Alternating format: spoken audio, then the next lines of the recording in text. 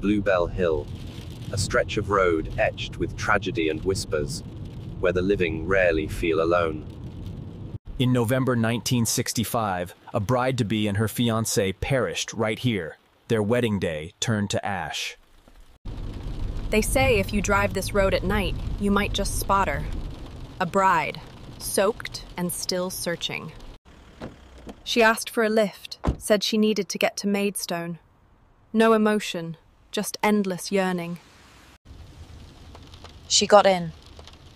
No panic, no plea, just silence. Then, in the rear view, her face. Her eyes begging, "Help me," before disappearing. But look in the mirror, and she's gone.